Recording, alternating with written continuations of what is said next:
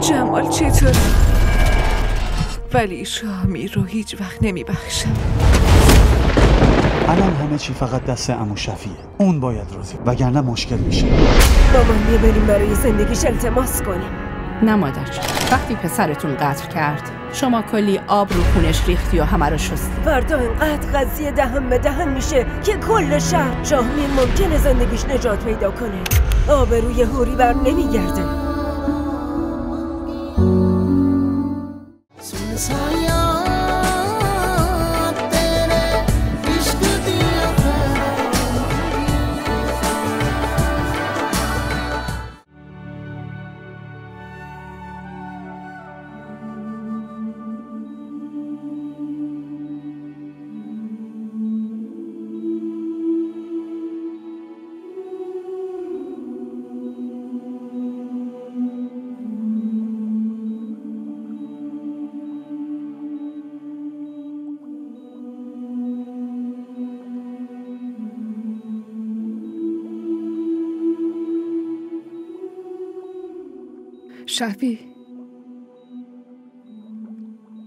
شفیع داره به هوش میاد.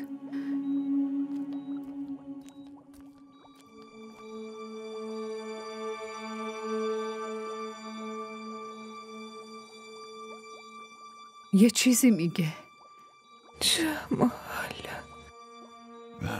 بگو دخترم، بگو عزیزم. جمال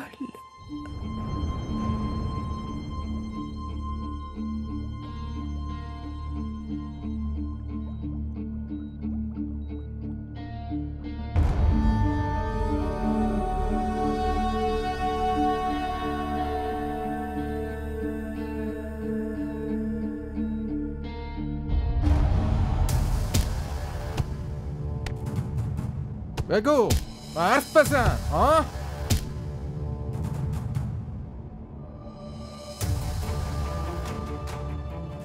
بگو، هنوزم وقت هست. بهتره دهنتو باز کنی. حرف گوش نمیده.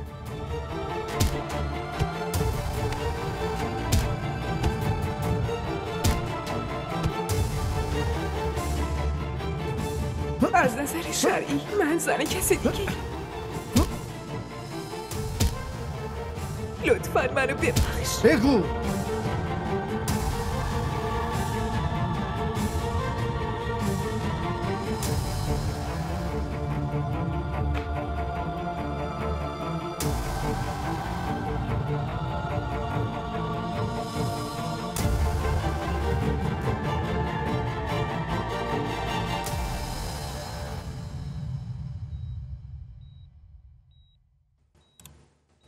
جمال اومده بود به خوابم.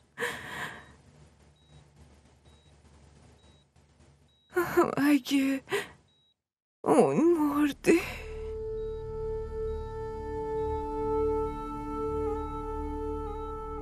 نه دخترم، اون خوبه، اون زنده است.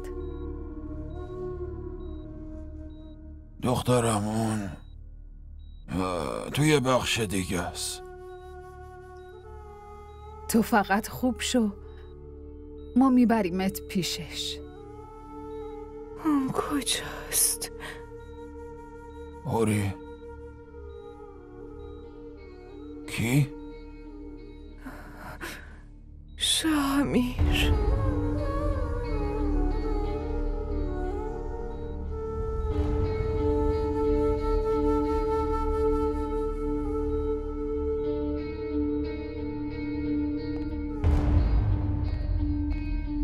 قربان،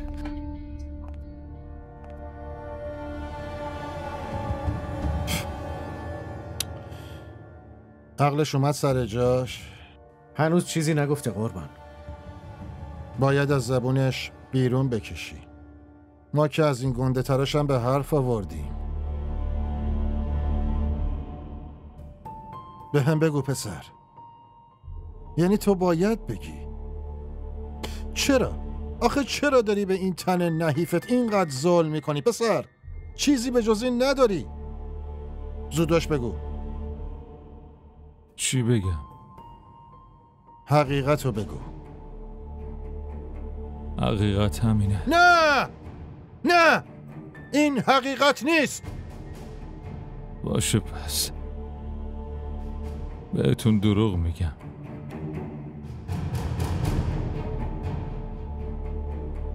قربان، تماس گرفتن گفتن دختر به هوش اومده. تا وقتی که من برگردم فکراتو بکن که چه دروغی میخوای به هم بگی.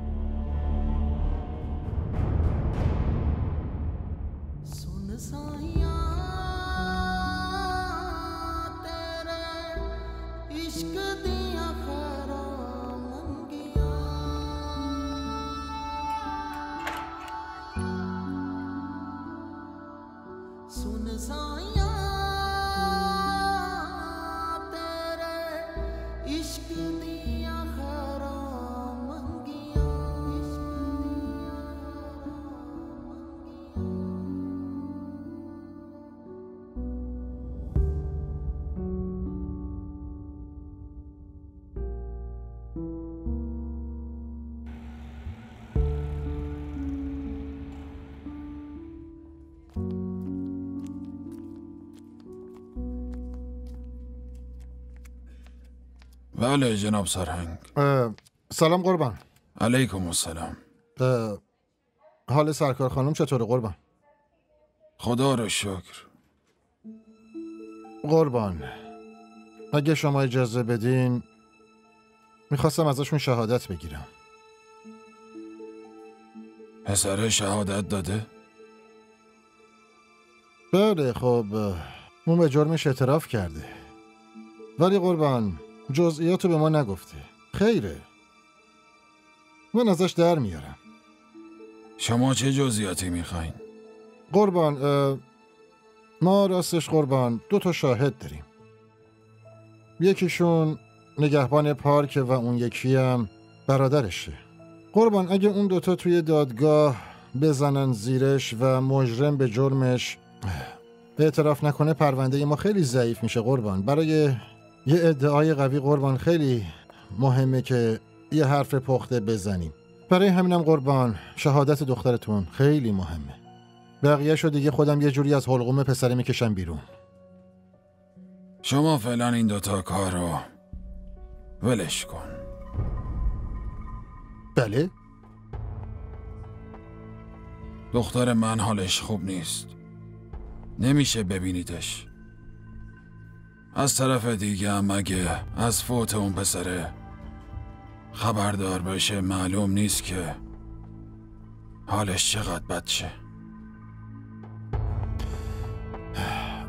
بله چشم قربان، هر طور صلاح میدونید. ممنون.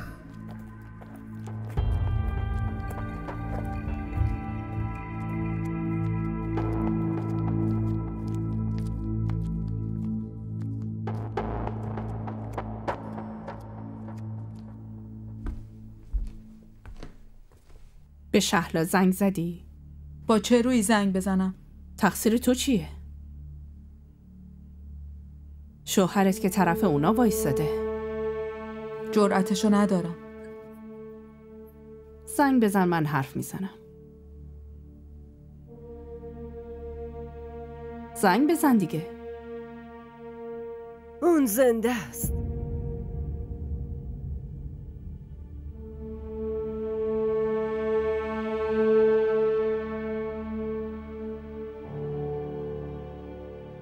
نجات پیدا کرده.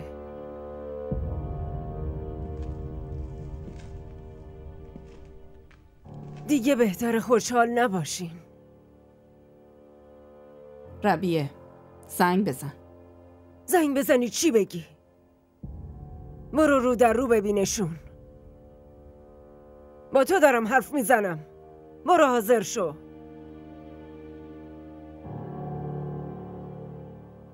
من جایی نمیرم. آتیش بپا کردی. من خاموشش کنم؟ شما هم نرو. پسرتو انداختن زندون. بذارید بمیره. تو واسه چی نمیمیری بدبخت؟ مادری که مرگ بچه‌شو بخواد مگه زنده است؟ زبونت لال بشه، ذلیل بمیری. از لج من اون پسر جوونو نفرین میکنی؟ چه لجی با شما دارم؟ بگو مادر جان، شما مشکلت با من چیه؟ مگه چی کار کردم؟ همین از تو میپرسم. من چی کار کردم که خودت آتیش میزنی و شرارشو میندازی سمت من؟ خدا برای کسی نیاره. آخه اون بچه پاره یه تنمه. یادگاری غلام رسول من خیلی عزیزه. تو داری نبش قبر میکنی، بعد من جیگرم داره میاد تو حلقم که الان اون بچه تو زندان چه حالی داره. بیا با من، بیا بریم برای زندگیش التماس کنیم. نه مادر جان، وقتی پسرتون قتل کرد شما کلی آب رو خونش ریختی و همه رو شستی، ولی من همچین کاری نمی کنم.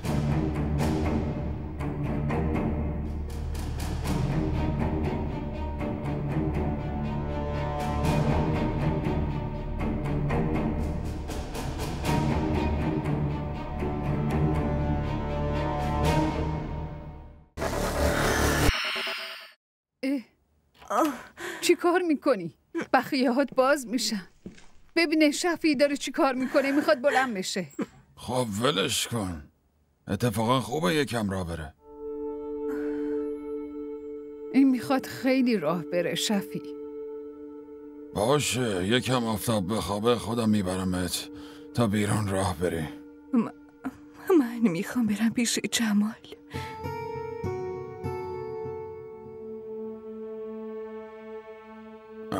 خب باشه، من میبرمت پیش جمال. شب میریم.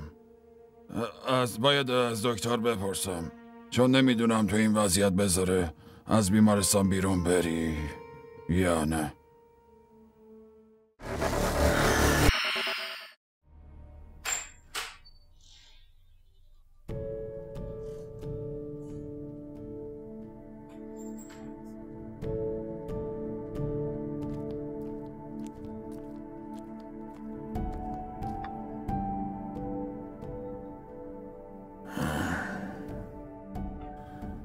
عروسک من چطوره؟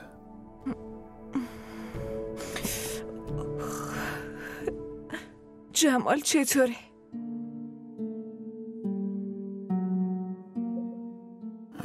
اون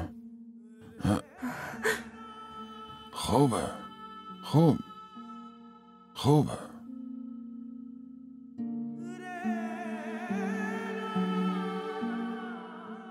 دروغ؟ نه، همین الان پیشش بودم. اگه خوب بود میومد منو ببینه دیگه. آره، خب اونقدرام خوب نیست که بتونه راه بره و بیاد.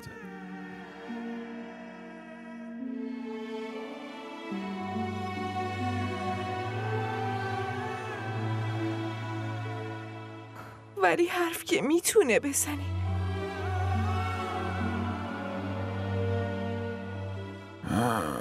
آره چرا نتونه.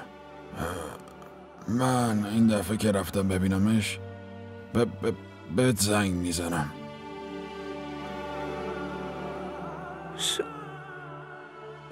شما واقعا به هم دروغ نمیگی؟ نه دخترم، آخه برای چی دروغ بگم؟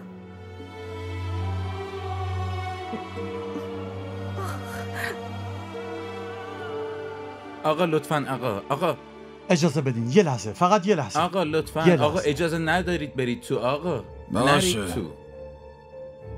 بذار بیاد. بفرمایید.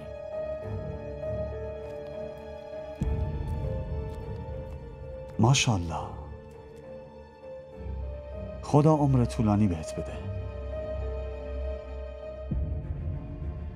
قیصر یه لحظه بیا بیرون، یه حرف مهم باهات دارم. برات کلی دعا کردیم، نذر کردیم، صلوات فرستادیم. برای همینه که الان اینطوری نشستی. خیلی زود با پاهای خودت میری خونتون. قیصر بیا.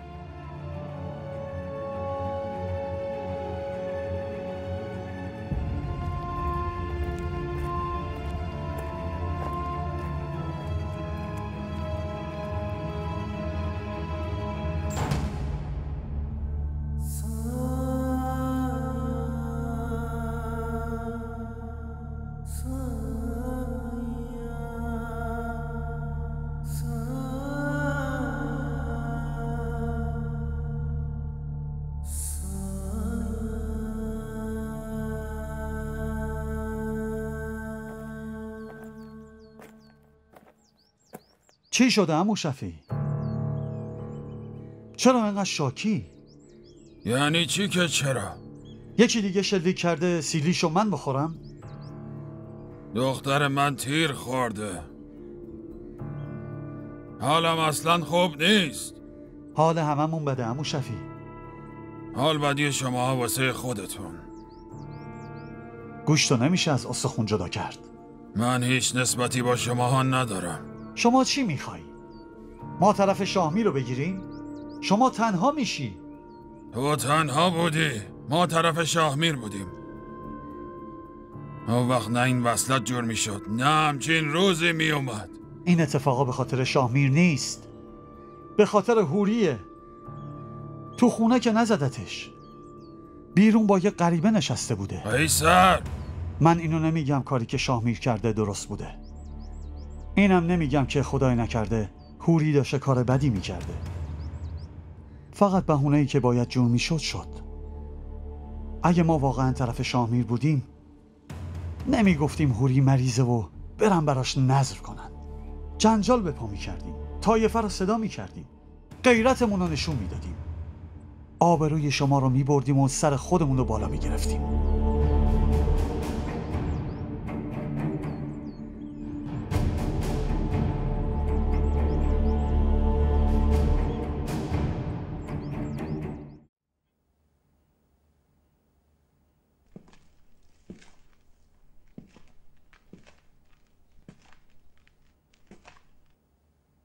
چی میگفت؟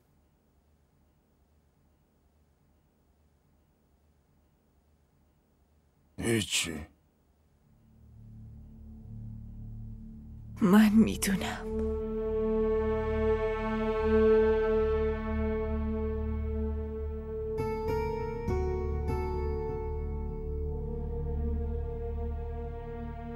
ولی شاهمیر رو هیچ وقت نمیبخشم.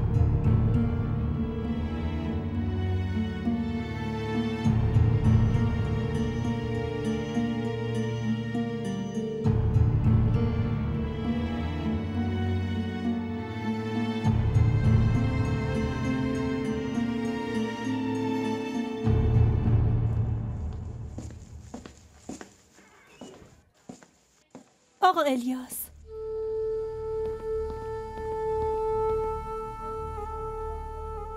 آقا الیاس، این کار فقط از شما برمیاد. توی این مورد هیچ کاری نمیتونم بکنم. پولش چقدره؟ خودم همش رو میدم. این خانواده نیست که هر کسی بیاد ببرش. کی به خانواده‌اش کار داره؟ پلیس. خیلی هم توی این مورد سخت گیرن. هر قدر فاصله بگیری برات بهتره دختر.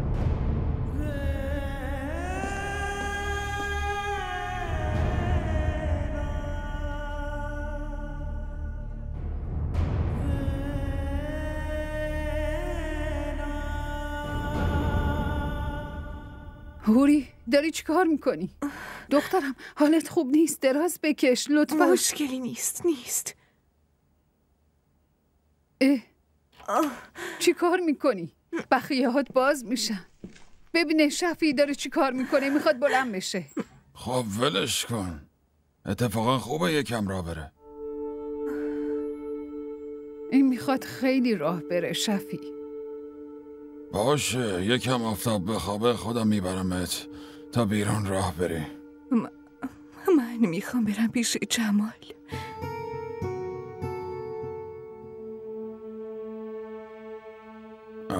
خب باشه.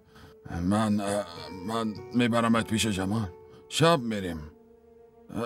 باید از دکتر بپرسم، چون نمیدونم تو این وضعیت بذاره از بیمارستان بیرون بری یا نه. آره باشه، بعداً میریم. دراز بکش. آفرین. بخواب. آروم عزیزم، آروم.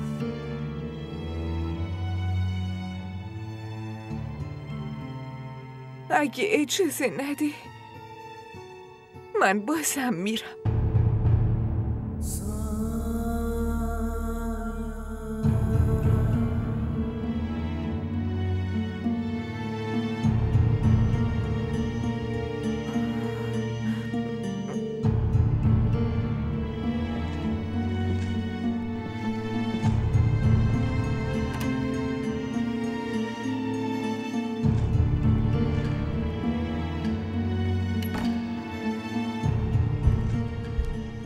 عمو شفیع.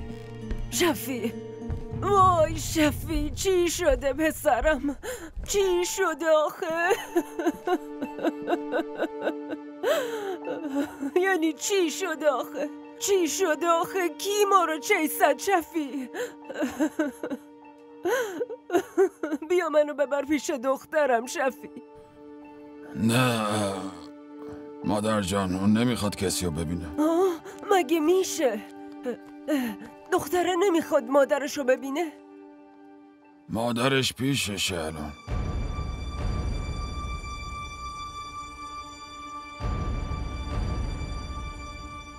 انگار تو منم مجرم میدونی. ها؟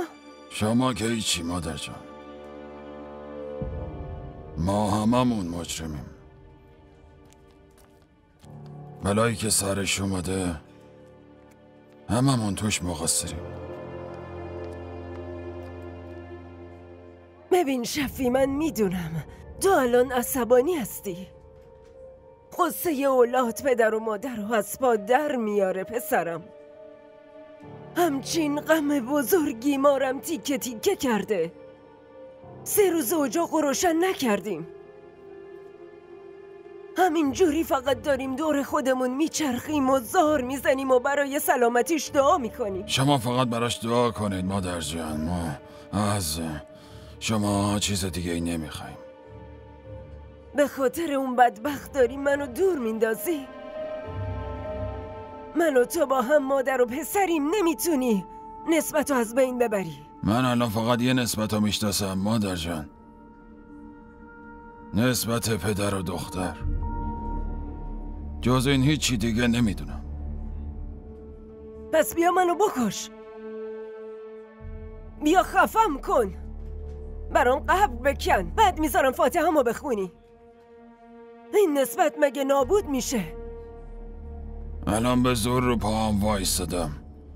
اصلا نمیدونم چی داره نابود میشه و چی داره درست میشه. خب منم اومدم سر پا نگهت دارم.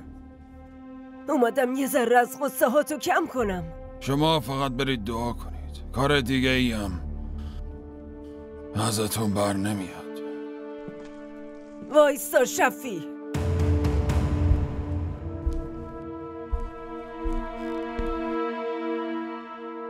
تو الان داری فقط زخمای هوری رو میبینی. به آبروش فکر نکردی. این یه دعوای معمولی نیست که بگی شوهر باید از اشتباه زنش کوتاه می اومده. شاهمیر که گند زده، هممونو رو سیاه کرده. ولی آخه اینو باید به کی بگیم؟ فردا انقدر قضیه دهن به دهن میشه که کل شهر میفهمن. شاهمیر ممکنه زندگیش نجات پیدا کنه. آبروی هوری بر نمیگرده. عمو شفیع، برای همین هی میام به پاتون میافتم. ما نگران شاهمیر نیستیم، ما به فکر هوریم. شاهمیر که بالاخره بالای دار میره و میمیره، ولی هوری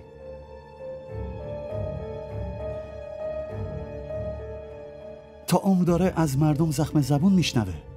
شما چی میخواین؟ که من شاهمی رو ببخشم؟ نه، شاهمی رو اصلا نبخشیم. شما هم ببخشیدش، ما نمیبخشیم. فقط میخوایم که این موضوع به جای دادگاه توی خونه حل بشه. اختیار با خودتونه. هر طور که دلتون میخواد تنبیهش کنین. اختیارش با من نیست، با حوریه. خودشم تصمیم میگیره با شامیر چی کار بکنه.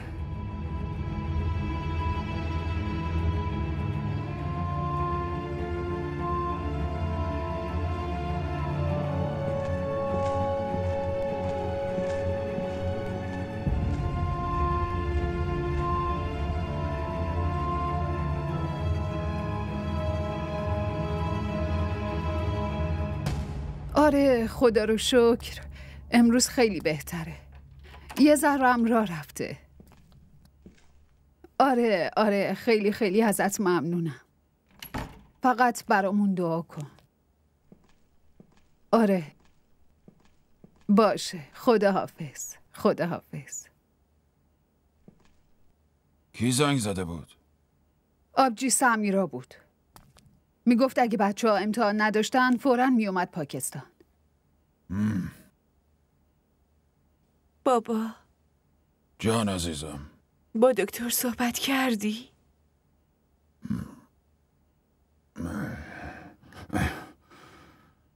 تا وقتی مرخص نشدی اجازه نداری از بیمارستان بری بیرون.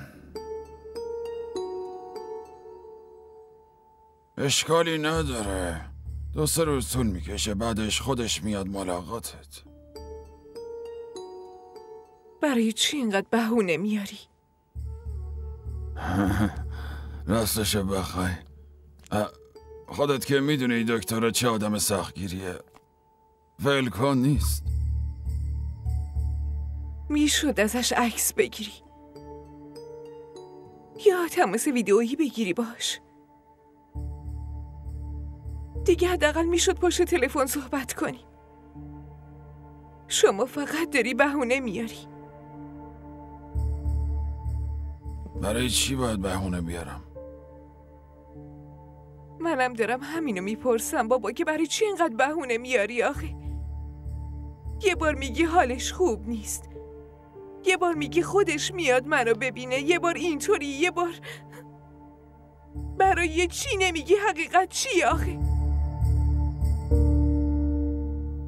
چیا ازت مخفی کنم آخه؟ اصلا اون بره به جهنم. شفی؟ آره پس چی بگم؟ این وضعیتی که این داره به خاطر کیه؟ آبرویی که ازمون رفته به خاطر کیه؟ به خاطر اون چرا دروغ بگم؟ اصلا بره بمیره. شفی این حرفا چیه میزنی؟ هوری من با دکترت حرف میزنم. چرا نذاره دخترم بره؟ تو با من بیا. گفتم با هم بیا.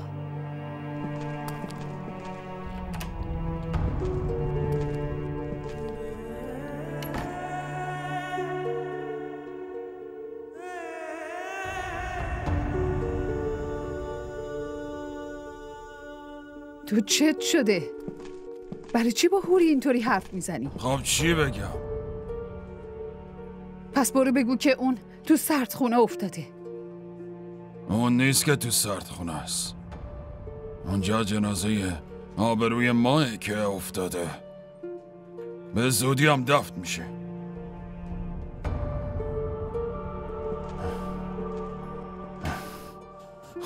خونمو میخوره. ولی چاره ای ندارم، کاری ازم بر نمیاد. به جز درمون زخمای دخترم کار دیگه ای ازم بر نمیاد. هیچ. شفی الان باید به فکر درمونش باشیم. باید مراقبش باشیم. خواهشاً یکم خودتو کنترل کن. این قضیه خیلی برای هوری سخته. لطفاً درک کن. هوری چطوره؟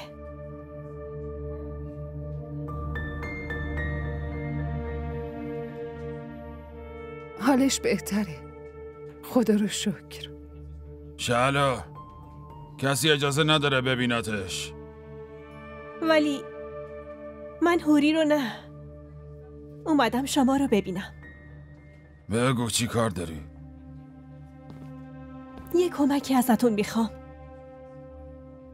آقا جنازه جمال هنوز تو سردخونه است. خب برش دارم ببرم خونم؟ نه، من فقط میخوام ببرمش خونش. ببرش؟ چرا به ما میگی؟ ولی من نمیتونم جنازش رو تحویل بگیرم. نمیتونم مادر پیرش از روستا تا اینجا بکشونم. خب من چیکار کنم؟ آقا شما اگه فقط یه زنگ بزنید کار من حل میشه. این قضیه هیچ ربطی به من نداره. ربط که خیلی داره. اون به خاطر دختر شما کشته شده. ما مزخرف نکن. دختر من به خاطر اون تیر خورده. اگه قبول ندارین بحثش جداست. ولی دقیقاً همینطوری شده. گم شو از اینجا برو وگرنه تو رو هم درگیر این پرونده میکنم. اگه منو درگیر این پرونده کنید برای خودتون بد میشه. داری تهدیدم میکنی؟ نه آقا، دارم حقیقتو میگم. شما اگه کمکم نکنید خودم تو این پرونده وارد میشم. پلیسم دوست داره یه چیزی بگم. بهشون بگم که اصل ماجرا چی بوده. اومدی باج بگیری؟ نه آقا، فقط اومدم ازتون خواهش کنم، ازتون کمک بخوام. دختری بی شرف. شفیع تو ساکت شو. تو ساکت شو لطفاً.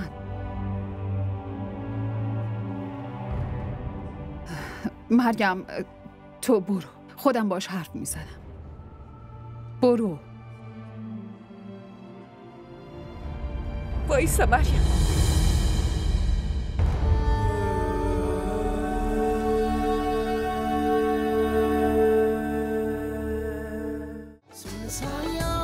اگه از این قسمت خوشتون اومد برای دوستاتون هم بفرستید.